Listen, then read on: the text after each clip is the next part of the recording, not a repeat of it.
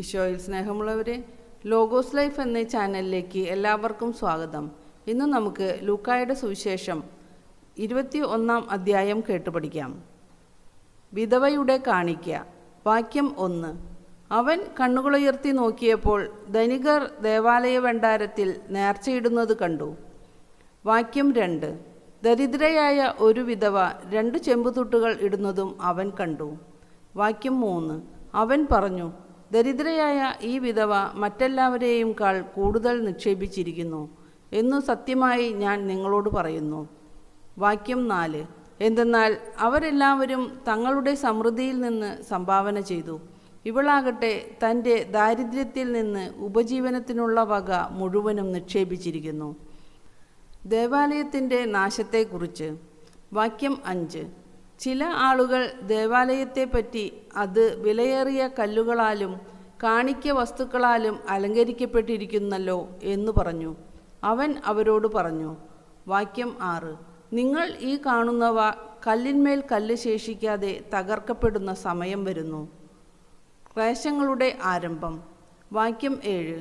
അവർ ചോദിച്ചു, ഗുരോ, ഇത് എപ്പോഴാണ് സംഭവിക്കുക? ഇതെല്ലാം സംഭവിക്കാൻ തുടങ്ങുന്നതിൻ്റെ അടയാളം എന്താണ്? വാക്യം 8. അവൻ പറഞ്ഞു, ആരും നിങ്ങളെ വഴിതെറ്റിക്കാതിരിക്കാൻ സൂക്ഷിച്ചു കൊള്ളുവിൻ.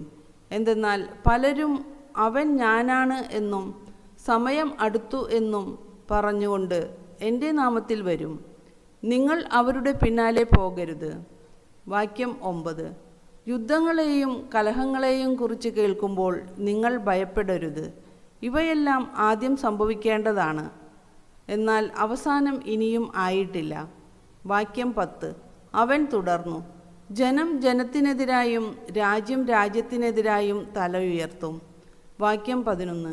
വലിയ ഭൂകമ്പങ്ങളും പല സ്ഥലങ്ങളിലും ക്ഷാമവും പകർച്ചവ്യാധികളും ഉണ്ടാകും. ഭീകര സംഭവങ്ങളും ആകാശത്തിൽ നിന്ന് വലിയ അടയാളങ്ങളും ഉണ്ടാകും. വാക്യം 12. ഇവയ്ക്കെല്ലാം മുമ്പ് അവർ നിങ്ങളെ പിടികൂടുകയും പീഡിപ്പിക്കുകയും ചെയ്യും. അവരുടെ സിനഗോഗുകളിലും കാരാഗൃഹങ്ങളിലും നിങ്ങളെ ഏൽപ്പിച്ചു കൊടുക്കും. എൻ്റെ നാമത്തെ പ്രതി രാജാക്കന്മാരുടെയും ദേശാധിപതികളുടെയും മുൻപിൽ അവർ നിങ്ങളെ കൊണ്ടുചെല്ലും. വാക്യം 13. നിങ്ങൾക്ക് ഇത് സാക്ഷ്യം നൽകുന്നതിനുള്ള അവസരമായിരിക്കും. വാക്യം 14. എന്ത് ഉത്തരം പറയണമെന്ന് നേരത്തെ ആലോചിക്കേണ്ടതില്ലെന്ന് മനസ്സിലാക്കിക്കൊള്ളുവിൻ. വാക്യം 15. എന്തെന്നാൽ നിങ്ങളുടെ എതിരാളികളിലാർക്കും ചെറുത്തു നിൽക്കാനോ എതിർക്കാനോ കഴിയാത്ത വാക്ചാതുരിയും ജ്ഞാനവും നിങ്ങൾക്കു ഞാൻ നൽകും. വാക്യം 16. മാതാപിതാക്കന്മാർ, സഹോദരർ, ബന്ധുമിത്രങ്ങൾ, സ്നേഹിതർ എന്നിവർ പോലും നിങ്ങളെ ഒറ്റിക്കൊടുക്കും.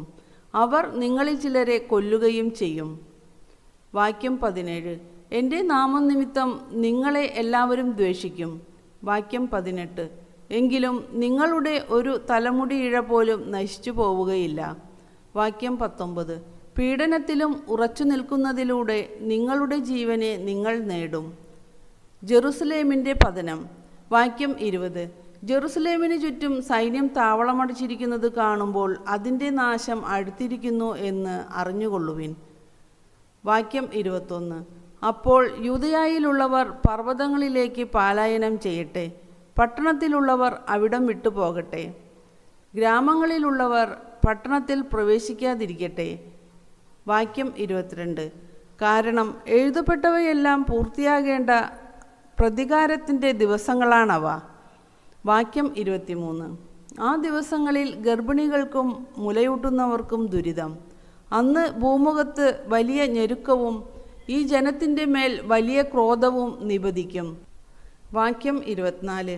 അവർ വാളിൻ്റെ വായ്ത്തലയേറ്റ് വീഴുകയും എല്ലാ ജനതകളിലേക്കും തടവുകാരായി കൊണ്ടുപോകപ്പെടുകയും ചെയ്യും. വിജാതീയരുടെ നാളുകൾ പൂർത്തിയാകുന്നതുവരെ അവർ ജെറുസലേമിനെ ചവിട്ടിമെതിക്കും. മനുഷ്യപുത്രൻ്റെ ആഗമനം. വാക്യം 25. സൂര്യനിലും ചന്ദ്രനിലും നക്ഷത്രങ്ങളിലും അടയാളങ്ങൾ പ്രത്യക്ഷപ്പെടും. കടലിൻ്റെയും തിരമാലകളുടെയും ഇരമ്പൽ ജനപദങ്ങളിൽ സംഭ്രമം ഉളവാക്കും. വാക്യം 26. സംഭവിക്കാൻ പോകുന്നവയെ ഓർത്തുള്ള ഭയവും ആകുലതയും കൊണ്ട് ഭൂവാസികൾ അസ്തപ്രജ്ഞരാകും. ആകാശശക്തികൾ ഇളകും. വാക്യം 27.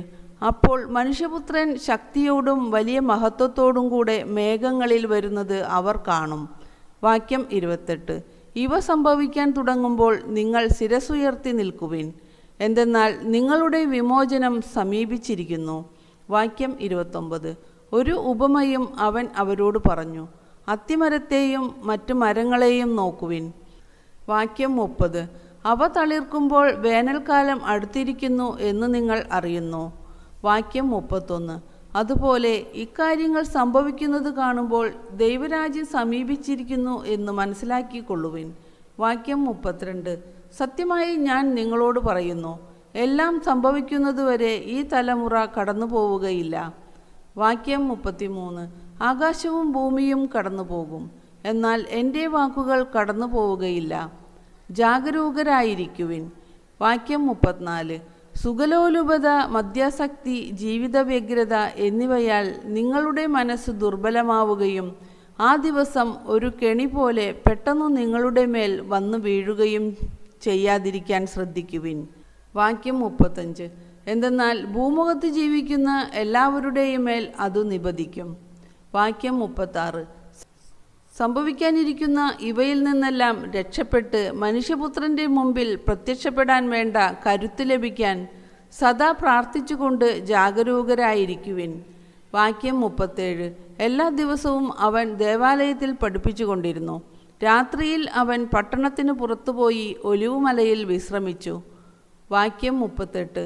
അവൻ്റെ വാക്കു കേൾക്കാൻ വേണ്ടി ജനം മുഴുവൻ അതിരാവിലെ ദേവാലയത്തിൽ അവൻ്റെ അടുത്തു വന്നിരുന്നു.